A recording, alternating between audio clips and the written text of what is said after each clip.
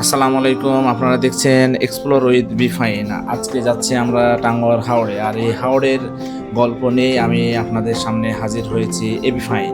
তাহলে আর দেরি নয়, চলুন যাত্রা শুরু করা যাক। রাত্রে একটা লম্বা ঘুম দিয়ে যখন ঘুম ভাঙলো তখন দেখছি বাইরে কিন্তু অলরেডি লম্বা নদী আর পানি আর পানি। তখনই বুঝে নিয়েছি যে আমরা কিন্তু সুনামগঞ্জে চলে এসেছি। ফাইনালি চলে আসলাম আমরা আমাদের বোটে। আমাদের বোটের নাম সিন্দাবাদ তরী, আর এই তরীতে করে আমরা রওনা দেব এবং হাওড়ের বুকে আজকে সারাদিন ঘুরে বেড়াবো। প্রথমে আমরা আমাদের লাগেজ নিয়ে যে যার রুমে চলে গেলাম। রুমে যাওয়ার আগে বলে রাখা ভালো, অনেক সময় দেখা যায় যে একটা রুম অপরিষ্কার থাকে বা কেউ আগে থেকে থাকলে সেটার কিছু বিষয় থাকে যেগুলো অপরিচ্ছন্ন দেখায়। তার জন্য সবাইকে একটি সাজেস্ট করে নেওয়া ভালো যে যখনই রুমে উঠবেন রুমটা ভালো করে চেক করে নেবেন। এতে আপনার রুমের থাকতে সুবিধা হবে এবং কোনো অপ্রয়োজনীয় বা অবাঞ্ছিত কোনো বিষয় থাকলে সেটা আপনি সাথে সাথেই চেঞ্জ করতে পারবেন। কিন্তু একবার ঢুকে গেলে অনেক সময় দেখা যাচ্ছে যে দ্রুততার খাতিরে আমরা খুব দ্রুত নতুন জায়গা দেখার ফলে এগুলো ভুলে যাই। তাই সবাইকে জানানো উচিত যে আপনারা যখনই রুমে আসবেন রুমটা ভালো করে আগে চেক করে নেবেন।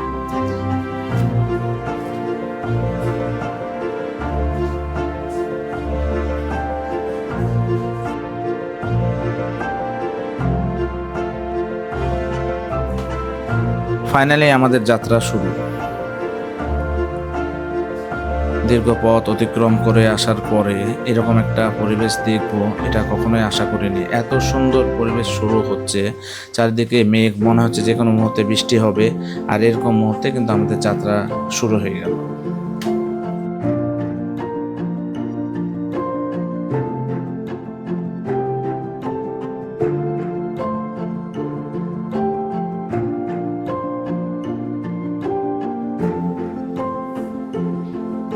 যাত্রা শুরু হওয়ার মাঝেই চলে আসলো সকালের নাস্তা, ডিম, মুরগির মাংস আর খিচুড়ি। যেন এই খাবারটার জন্য আমরা অনেকক্ষণ ধরে অপেক্ষা করছিলাম। রুমে দেওয়া হলেও আমরা কিন্তু আমাদের খাবার নিয়ে সরাসরি চলে যাই ছাদে, অর্থাৎ বোটের ছাদে। বাইরে কিন্তু হালকা হালকা বৃষ্টি হচ্ছে। কিছুক্ষণ অপেক্ষা করার পরে আমরা কিন্তু খাওয়াটা শুরু করি ছাদে বসে। চারিদিকে মেঘ আর মাঝখান দিয়ে এই নৌকা চলে যাচ্ছে। আসলে এরকম একটা ফিল যে একটা চলন্ত রেস্টুরেন্ট যেখানে আমরা খাচ্ছি, খুব সুন্দর ঠান্ডা বাতাস। মাঝে মধ্যে যে ব্রিজগুলো আছে, 2টা ব্রিজ অলরেডি আমরা কিন্তু অতিক্রম করে ফেলেছি।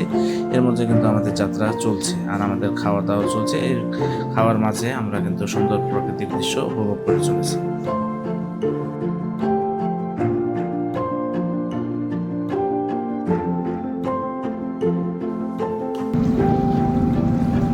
খাওয়া দাওয়া শেষ হতে না হতে আবারও ঝুম বৃষ্টি, আর তাই তো আমরা বাধ্য হয়ে আবার রুমে আসলাম। অর্থাৎ নৌকার যে রুম, ভিউটা দেখেন জাস্ট অস্থির। ঝুম বৃষ্টি হচ্ছে আর আমরা রুমের মধ্যে অপেক্ষা করছি এই প্রাকৃতিক দৃশ্যটা দেখার জন্য। আসলে অসাধারণ, এক কথায় অসাধারণ। প্রাকৃতিক এরকম ঝুম বৃষ্টির সাথে আমাদের নৌকা কিন্তু ছুটে চলেছে।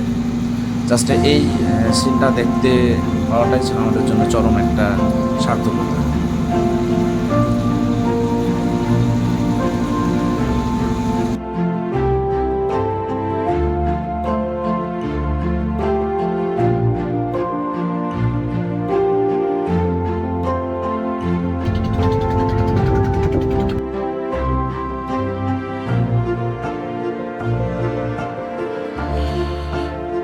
আরও একটি ব্রিজ আমরা পার হব, কিন্তু এই ব্রিজগুলো সবসময় নিচ দিয়ে আমাদেরকে পার হতে হয়। ব্রিজ মানে আমরা মনে করি যে নদী পার হয়, আসলে ব্রিজেই আমরা এখন পার হচ্ছি। খুব সাবধানতার সহিত কিন্তু আমাদেরকে পার হতে হবে। আর বলে রাখা ভালো, অনেকে কিন্তু এই বোটে উঠে সাইড সিনারি দেখতে দেখতে ব্যস্ত হয়ে পড়ে। সবসময় তাদেরকে বলি একটু মাথায় চিন্তা ভাবনা রেখে করবেন, কারণ এই ব্রিজগুলো কিন্তু ঘন ঘনই আছে। তাই যখনই পার হবেন বা যখনই ছাদে থাকবেন একটু সাবধানতা অবলম্বন করে চলবেন, কারণ এই ব্রিজ দাঁড়িয়ে পার হওয়া যায় না, বিশেষ করে পানি যখন বৃদ্ধি থাকে হাওড়ের। দেখতে পাচ্ছেন যে অলরেডি কিন্তু আমরা এই ব্রিজের নিচ দিয়ে যেভাবে যাচ্ছি খুব অল্পের জন্য হলেও কিন্তু এই ঠেকে যাবে, তাই আমরা সবাই শুয়ে যাই। মামা আটকে যাবে, হবে না, শুইতে হবে শুইতে হবে। মামা বাড়ি খাবে হবে না।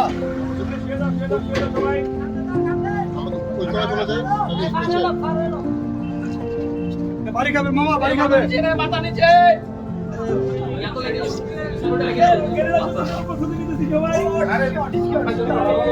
সবাই ফাজলামি করার কোনো জায়গা না। সবাই নিচো নিচো না লাগে।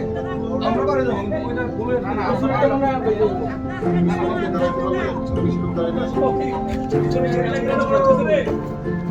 এখানে গিয়ে দাঁড়াইলে মনে বসতো সবাই শুয়ে পড়লো। সবাই আর একটু আস্তে দাঁড়ায়া ভর দাও, পিছনে দিকে ভর দাও।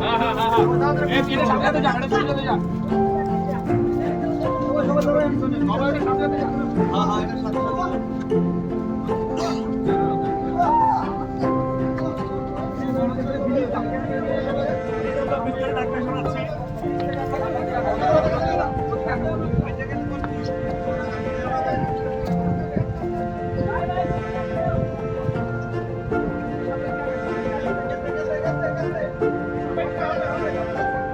বাইরে গেছে মনে হয়, বাইরে গেছে, দেখতো দেখতো।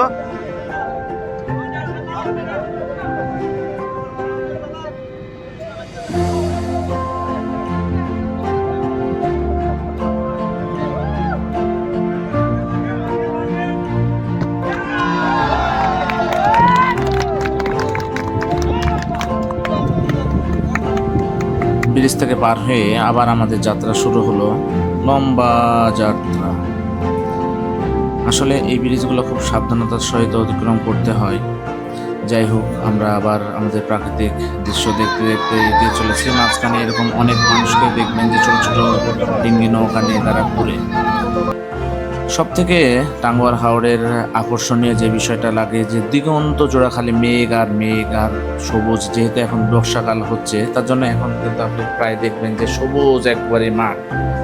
আর দূরে মেঘালয়ের যে মেঘগুলো আছে সেগুলো মাঝে মাঝে জমে থাকে, কালো হয়ে থাকে। আর কালোর মাঝখানে যে সবুজ যে বিস্তীর্ণ মাঠ, এটা কিন্তু আসলে দেখতে অসাধারণ লাগে। গ্রামীণ যে পরিবেশ, অ্যাকচুয়ালি চোখটা একদম আপনার জুড়িয়ে যাবে।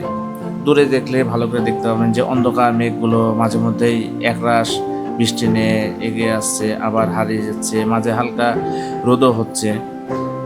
এরপরে আস্তে আস্তে কিন্তু আমাদের এই নৌকা চলতেই আছে। আর এই যে দৃশ্যগুলো, এগুলো কিন্তু একদম প্রাকৃতিক। মানে এক কথায় আপনি যদি সারাদিনও দেখেন, সারাদিনও আপনার চোখ মানে বিশ্রাম নেবে না, মনে হবে যে খালি দেখে যায় দেখে যায় দেখে যায়। চলন্ত স্নারি, এক কথায় জীবন্ত চলচ্চিত্র প্রাকৃতিক দৃশ্যের।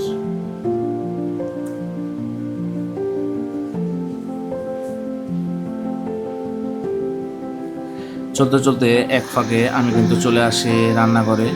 যেহেতু আমি হোস্ট হিসেবে আছি, বেশ কিছু খাবার টাবারগুলো যেগুলো আছে সেগুলো এর মাঝে কিন্তু তৈরি হওয়া চলছে। বিশেষ করে দুপুরে যেই রান্নাটা, আজকে আমরা কিন্তু দুপুরে মাছ এবং সবজি সহ আরও আদার্স খাবারগুলো খাবো।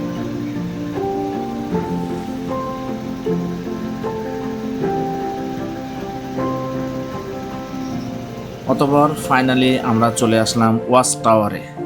আপনারা শুনে থাকবেন যে ওয়াচ টাওয়ার নামে টাঙ্গুয়ার হাওরের একটা খুব সুন্দর একটা জায়গা আছে, এই সেই ওয়াচ টাওয়ার। এখানে আমরা যাত্রা বিরতি দিব, এখানে আমরা গোসল সেরে তারপরে দুপুরের খাবার খাইতে খাইতে রওনা দিব সেই নীলাদ্রির দিকে।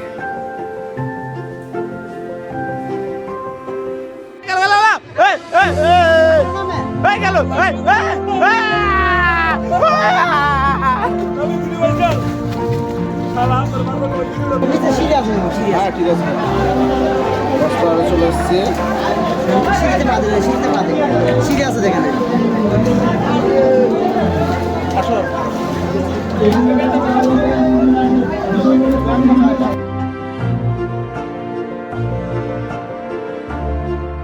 চলে এসছে ওয়াচ টাওয়ারের একবারে সর্বোচ্চ চূড়ায়। এটাই সেই ঐতিহাসিক ওয়াচ টাওয়ার। এই ওয়াচ টাওয়ার থেকে কিন্তু আপনি টাঙ্গুয়ার হাওরের এই অংশের সব কিছু কিন্তু দেখতে পাবেন একটু ঘোরাফেরা করলে।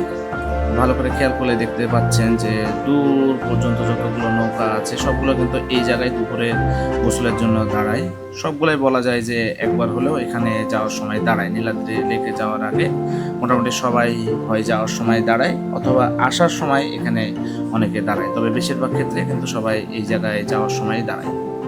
জায়গাটা খুব সুন্দর, আর পানি যেহেতু একদম এই জায়গায় সব থেকে বেশি থাকে তার জন্য পানিটা এখানকার স্থির থাকে এবং অনেক সময় দেখা যায় যে এই পানিটার মূল যে কালারটা সেটা হালকা বা ডিপ সবুজ বললেও ভুল হবে না, অনেকটা এইরকম। খুব ভালো করে দেখেন যে আমরা ঘুরে ঘুরে অলরেডি কিন্তু দেখে ফেলছি টোটাল ওয়াচ টাওয়ার থেকে এই আশেপাশে টাঙ্গুয়ার হাওরটা।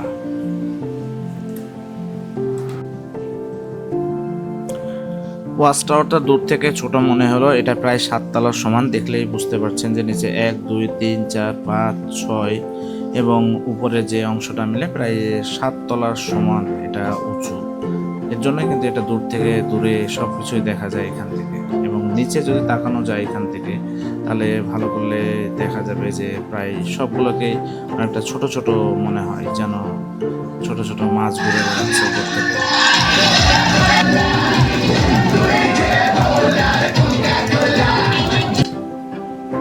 টাঙ্গুয়ার হাওরে গিয়ে একটা বিষয় সাবধান খুব থাকা উচিত, সেটা হচ্ছে ছোট ছোট নৌকাতে করে কিন্তু আমরা ওয়াচ টাওয়ারে যাই, অধিকাংশ সময় কিন্তু আমরা বুঝতে পারি না। এই নৌকাগুলো এতটাই ছোট থাকে যে এগুলোতে একসাথে বেশি লোক উঠলে কিন্তু এই নৌকাগুলো ডুবে যায়। এতেও আগে দেখতে পাচ্ছেন যারা এই থেকে নৌকাতে উঠেছে এবং তারা কিন্তু অনেকেই এই নৌকাটা থেকে ডুবে গেছে, তার জন্য নৌকাটা কিন্তু আস্তে আস্তে তোলার চেষ্টা করছে। তাই যখনই উঠবেন খুব সাবধানে আশা করি থাকবেন, বেশি নড়াচড়া করবেন না এবং নৌকার যা মাঝি থাকবে তাদের কথা মতো চলবেন, তাহলে এইসব ছোটোখাটো দুর্ঘটনাগুলো কিন্তু এড়ানো সম্ভব হবে। ওয়াচ টাওয়ারের এখানে এসে একটা জিনিস না করলেই নয়, সেটা হচ্ছে যে ছোট ছোট ডিঙ্গি নৌকাগুলো খুব অল্প টাকায় ভাড়া পাওয়া যায়। এগুলোতে কিন্তু আপনি চাইলেই অনায়াসে একটু ঘুরে বেড়াতে পারেন নিজের মতন করে। আমি সাজেস্ট করব এই নৌকাতে সর্বোচ্চ 1 থেকে 2 জন ভাড়া নিয়ে একটু ঘুরবেন, একটু চেষ্টা করবেন যেখানে সব থেকে মানুষ কম আছে সেই জায়গাগুলো যেতে, এবং সব থেকে ভালো হয় যদি একটু বৃষ্টি হয়, কারণ বৃষ্টি হলে সোনায় সোহাগা অসাধারণ একটা ফিল হয়। এই জায়গাটা যখন আপনি যাবেন দেখবেন যে একটা আলাদা একটা ভাইবস পাবেন। তার জন্য যারা একটু নীরবতা পছন্দ করেন, এক কথায় প্রকৃতিটা উপভোগ করতে চান, তারা অবশ্যই চেষ্টা করবেন এই জায়গাটায় একটু আলাদাভাবে, অর্থাৎ একা একা যাওয়ার।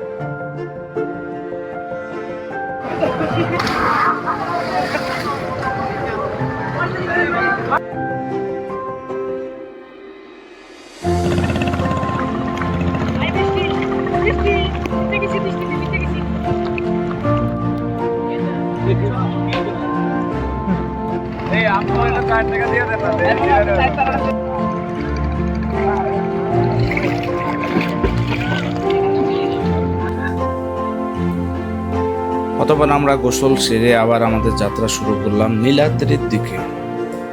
দুপুরের শেষ ভাগে অর্থাৎ বিকালের কাছাকাছি সময়ে কিন্তু আমরা নীলাদ্রিতে পৌঁছে যাব ইনশাল্লাহ। আর এর ফাঁকে আমরা প্রাকৃতিক দৃশ্য দেখতে দেখতে খাবারগুলো সব পরিবেশন করে ফেললাম। বলে রাখা ভালো, আমাদের এখানে যারা বিশেষ করে গোসল করবে তারা অবশ্যই প্রয়োজনীয় জিনিসপত্র নিয়ে যাওয়া উচিত, বিশেষ করে ছেলেদের জন্য হাফ প্যান্ট এবং যারা মেয়েরা আছে তারা তাদের মতন করে জামা কাপড় নিয়ে যাওয়া, কারণ পানি এতটাই পরিষ্কার থাকে যে আপনি গোসল না করে থাকতে পারবেন না। তাই পূর্ব পরিকল্পনা না থাকলে ওখানে গিয়ে চুপচাপ বসে থাকা ছাড়া আর কোনো উপায় নেই। দূরে মেঘালয় এবং মেঘগুলো যেভাবে জমে থাকে এগুলো কিন্তু দেখতে দেখতে আমরা আস্তে আস্তে এগিয়ে চলেছি। এর ফাঁকে আমরা কিন্তু খাবার পরিবেশন করে দেব, অর্থাৎ আমাদের খাবারের সময়ও কিন্তু এই সময়ের মধ্যে হয়ে যাবে।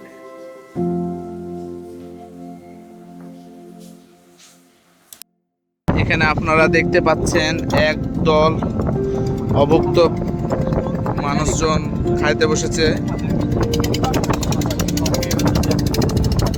মোটামুটি 7 দিন তারা খায়নি বলে দাবি করেছে, তবে খোঁজ নিয়ে জানা গেছে এর থেকেও বেশি দিন তারা না খেয়ে থাকতে পারে।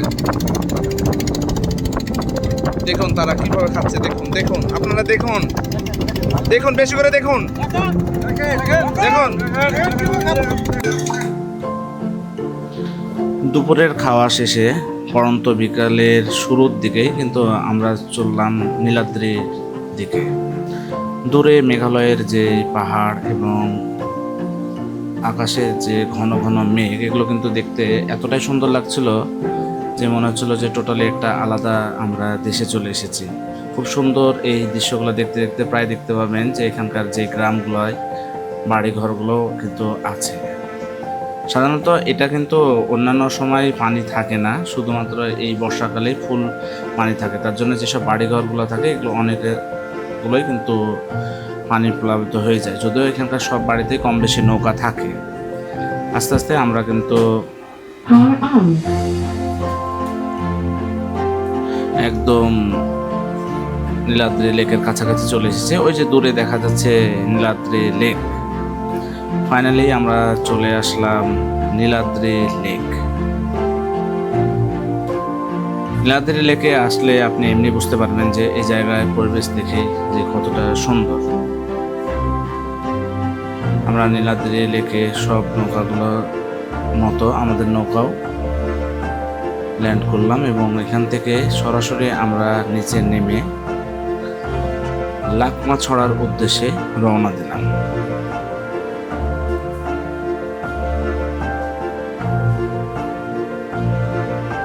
নীলাদ্রি লেক থেকে কিন্তু লাকমাছড়া খুব বেশি দূরে নয়, কিন্তু অটোতেই যাওয়া যায়। একটা অটো ভাড়া করে আমরা সরাসরি চলে গেলাম লাকমাছড়ায়।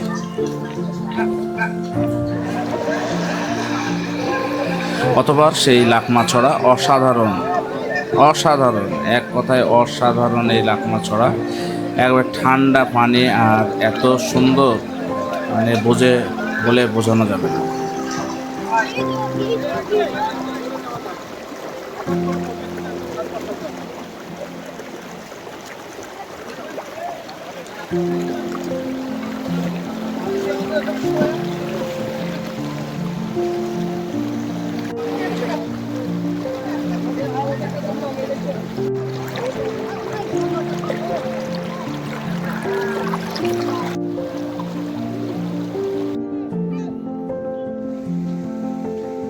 চলে আসছি টেকেরহাটের অন্যতম একটি ঝর্ণাতে, যেটা সাধারণত মানুষজন জানে না এবং জানলেও খুব কম মানুষও একটু আসে। যদিও ওই লাকমাছড়া ঝর্ণা থেকে খুব কাছে, অনেক মানুষ এখানে আসে। আর যেহেতু একটু কাছেই, তাই আজকে আমরা এই ঝর্ণার কাছে চলে আসলাম। ঝর্ণাটি দেখলে আপনারা বুঝতে পারবেন যে এটা কতটা সুন্দর। তবে এটা প্রাকৃতিকভাবে হলো, এটা পরবর্তীতে ড্যাম সৃষ্টি করা হয়েছে, যে ড্যামটা কিন্তু গোল গোল পাইপের মতো। আমরা অলমোস্ট চলে এসেছি। এই যে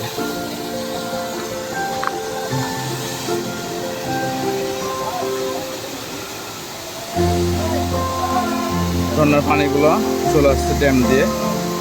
সম্পূর্ণ ইন্ডিয়ার একটা জায়গা, ওই যে বর্ডার।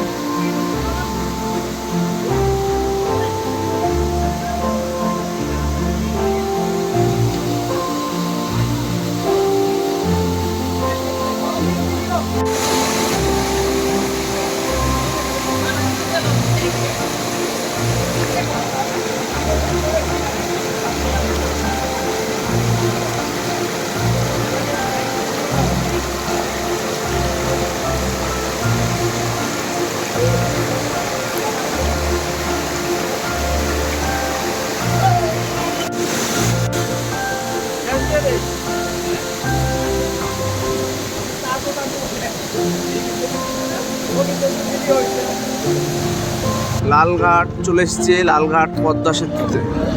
আপনাদেরকে দেখাচ্ছি এখন লালঘাট পদ্মা সেতু।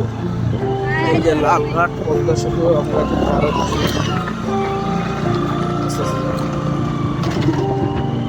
লালঘাট পদ্মা সেতু যেটা টেকের হাটে অবস্থিত।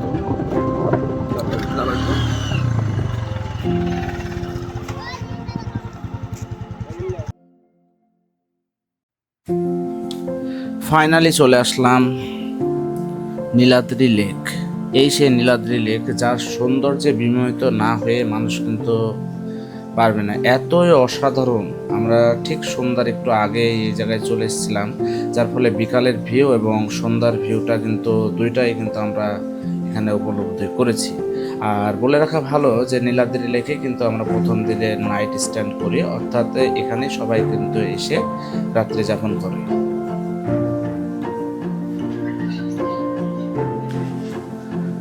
টেকের হাটে রাত্রি যাপনের পাশাপাশি আপনারা এখানে খুব কাছে একটি বাজার ঘুরে আসতে পারেন, যেটা জয় বাংলা বাজার নামে পরিচিত। এই বাজারে ইন্ডিয়ান সব কিছুই পাওয়া যাবে, বিশেষ করে কসমেটিক্স, চকলেট, সাবান সহ সব কিছু এখানে পাবেন। যারা হাতে সময় আছে এবং যারা ভ্রমণ পিপাসু, তারা চাইলে এখান থেকে খুব অল্প সময়ের মধ্যে এই বাজার ঘুরে আসতে পারে। যে কোনো মানুষকে বললে তারা এই জায়গাটা দেখাই দেবে।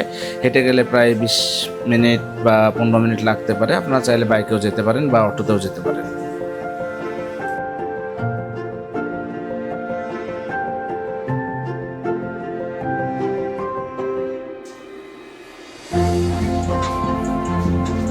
জয় বাংলা বাজার ঘুরে আসার পরে আমরা টেকের হাটে আমাদের নৌকাতে চলে আসি এবং বোটে আমরা রাত্রি যাপন করি। রাতের বেলা সব বোট এক জায়গায় থাকে, অনেকটা সিকিউরিটিরও ব্যাপার থাকে, তার জন্য সব নৌকাগুলো কিন্তু পাশাপাশি এক জায়গায় নোঙর করেই থাকে।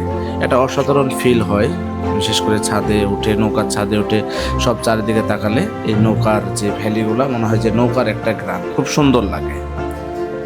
আজকের মতো আমরা এখানে রাত্রি যাপন করলাম। আগামীকাল খুব সকালে আমাদের যাত্রা শুরু হবে।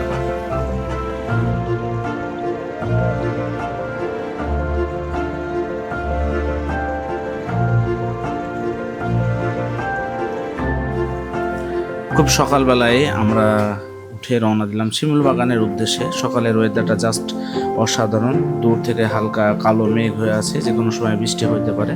এর মধ্যে আমরা রওনা দিলাম শিমুল বাগানের উদ্দেশ্যে। চলে যাচ্ছি শিমুল বাগানে। বোট থেকে নেমে আমরা শিমুল বাগানের উদ্দেশ্যে রওনা দিচ্ছি। আস্তে আস্তে আমরা যাব। এই যে রাস্তা, বোট, আমরা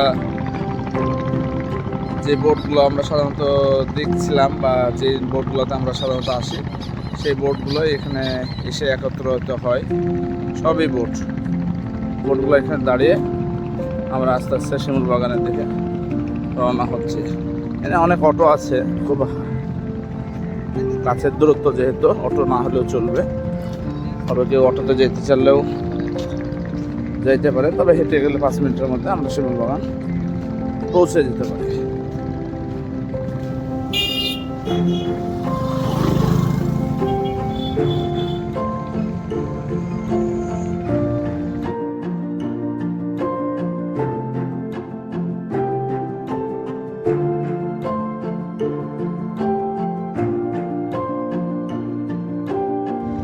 তো হাঁটার পরে আমরা দেখতে পাবো এখানে শিমুল বাগান আছে, ওই যে দূরে দেখা যাচ্ছে শিমুল বাগান।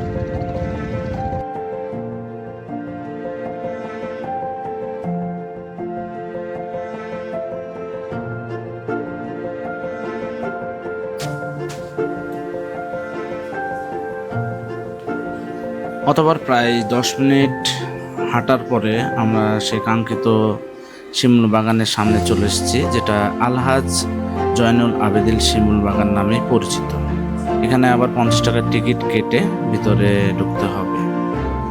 আমরা ঢুকে গেলাম শিমুল বাগানে। শিমুল বাগানের ভিতরে বিরাট শিমুল বাগান। সাধারণত এক প্রান্ত থেকে আর এক প্রান্ত হেঁটে যেতে অনেক সময় লেগে যাবে, তবে আপনারা চাইলে এক জায়গা থেকেও জায়গাটা দেখতে পারেন, বা এখানে অনেক ঘোড়া পাওয়া যায়, ঘোড়া ভাড়া করেও কিন্তু ঘুরতে পারেন।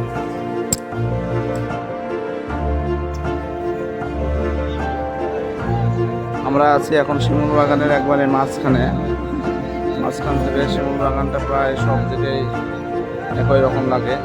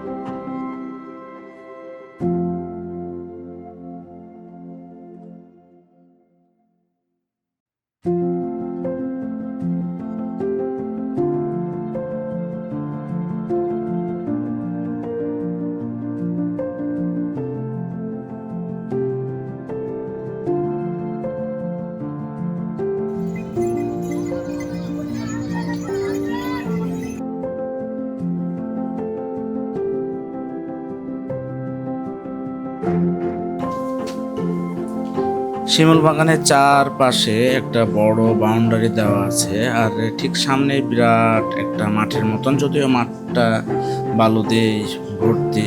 অনেক সময় হেঁটে আসতে অনেক কষ্ট হয়।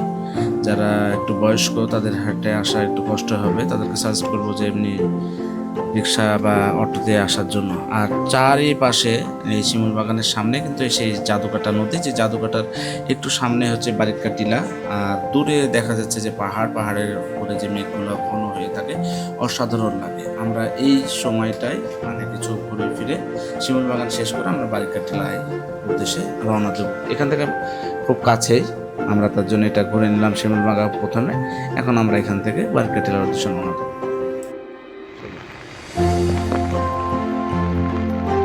আস্তে আস্তে বারিক টিলায় যাচ্ছি।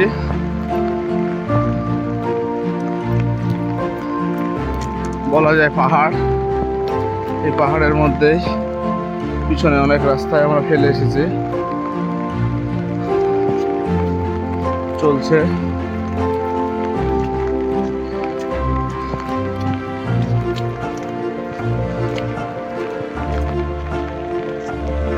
দুর্গম পাহাড়ের মধ্যে দিয়ে আমরা এখন যাচ্ছি। দূরে খুব দুর্গম পাহাড়, দূর থেকে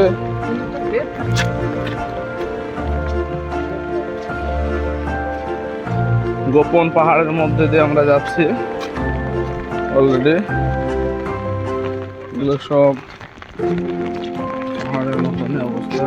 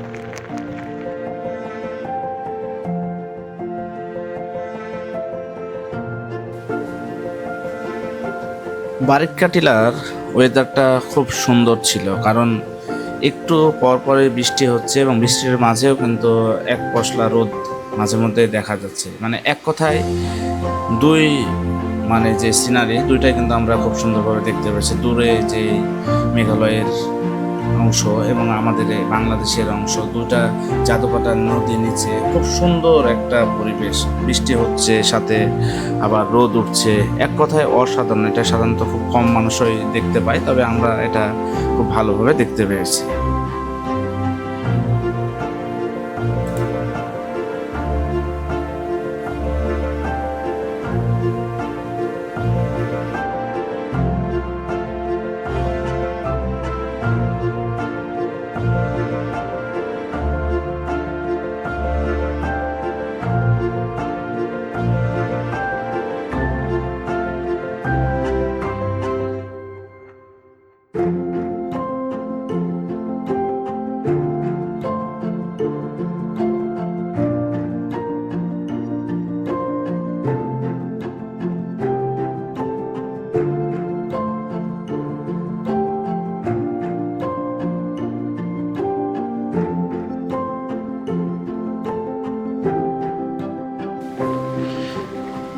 অতবার বারিক্কা টিলা ঘোরার পরে আমরা আস্তে আস্তে সেই টিলা থেকে নিচে নামার চেষ্টা করছি বললাম এ কারণে যে বৃষ্টির সময় এই রাস্তাটা এতটাই ঢাল হয়ে থাকে, মনে হয় যে পিছলালে একবারে করতে করতে চলে যাওয়া যাবে। তাই বৃষ্টি হলে অবশ্যই সবাইকে সাবধানতা অবলম্বন করে নামাই উচিত। আর অন্যান্য সময়ও এমনিও অনেক পথে হাঁটতে হয়, প্রায় 2-3 কিলোমিটার হেঁটে, তার উপরে পাহাড়ি রাস্তা, মানে উঁচুতে একটু শক্তি ক্ষয় হয়। তাই বয়স্ক বা যারা একটু অসুস্থ তাদের এই উঁচুতে না ওঠাই ভালো। যদিও উপরে ওঠার পরে একটা সুন্দর ভিউ পাওয়া যায়, যেটার ফলে সব কিছুই মিলমান হয়ে যায়। আস্তে আস্তে আমরা এখন ফিরছি আমাদের সেই বোটের দিকে।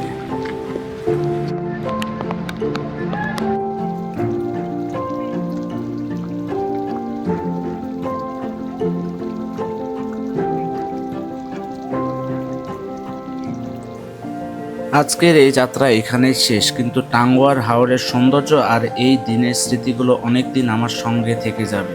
প্রকৃতির এত কাছাকাছি এসে আবারও মনে হলো সুন্দরকে খুঁজতে হলে সবসময় দূরে যেতে হয় না। আমাদের বাংলাদেশে লুকিয়ে আছে অসংখ্য অপার সৌন্দর্য, যেগুলো একবার দেখলে বারবার ফিরে আসতে ইচ্ছা করবে। আপনার যদি কখনো সুযোগ পান অবশ্যই একবার টাঙ্গুয়ার হাওরে ঘুরে আসবেন। তবে একটি অনুরোধ, প্রকৃতিকে ভালোবাসুন, পরিচ্ছন্ন রাখুন এবং এমন কোনো কাজ করবেন না যাতে এই অপরূপ সৌন্দর্যের ক্ষতি হয়। আজকের ভিডিওটি যদি আপনাদের ভালো লাগে তাহলে অবশ্যই লাইক বাটন দিয়ে রাখবেন, কারণ আপনার মূল্যবান মতামত কমেন্টে জানাবেন। ভিডিওটি বন্ধুদের সঙ্গে শেয়ার করবেন। আর যদি এক্সপ্লোর উইথ বিফাইনে নতুন হয়ে থাকেন তাহলে অবশ্যই সাবস্ক্রাইব করে বেল আইকনটি অন করে রাখবেন, কারণ সামনে আসছে বাংলাদেশের আরও অনেক অজানা অসাধারণ গল্প। আজ এই পর্যন্তই, আমি এবি ফাইন বিদায় নিচ্ছি। আবার দেখা হবে নতুন কোনো গন্তব্যে, নতুন কোনো গল্প নিয়ে। ততক্ষণ পর্যন্ত সবাই ভালো থাকুন, সুস্থ থাকুন। আল্লাহ হাফেজ।